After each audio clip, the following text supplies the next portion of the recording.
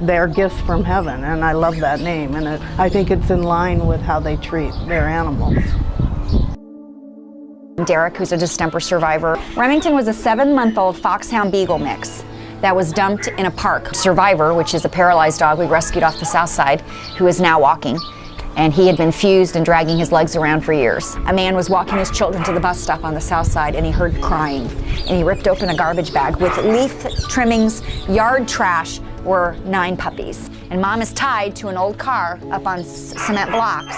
She's got cuts all down her back and scars where she was chained up. She'd given birth the night before, and she can't get to her puppies crying.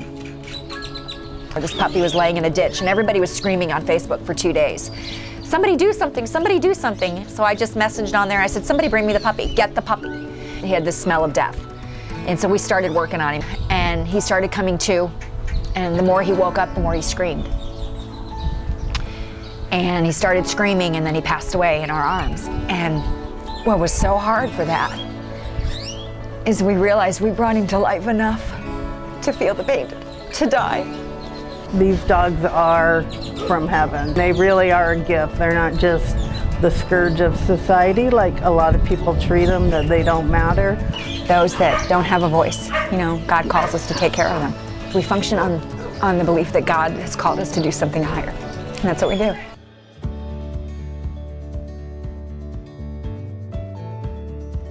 We're blessed. We have a lot of volunteers. We've grown exponentially in the last 3 years.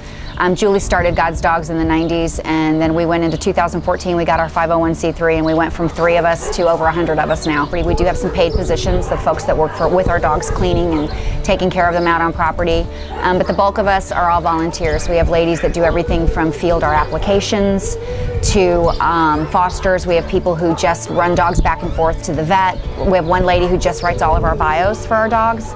We have a team of gals that volunteer to do all our photography, which is the only way to get our dogs adopted. Good photos, good video, and bios. The kennels are immaculate. The dogs are happy, and they have huge yards that they go out and play in. Each one is taken care of according to their special needs. I feed the dogs, I give them medications, I take them to adoption events, I take them home with me, I take them out for ice cream, and I take them to the dog park.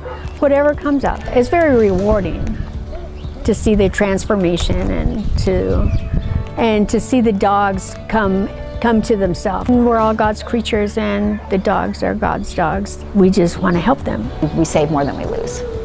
That's how we make a difference for these dogs, is getting them ready for the next, what we call the next best chapter in their lives.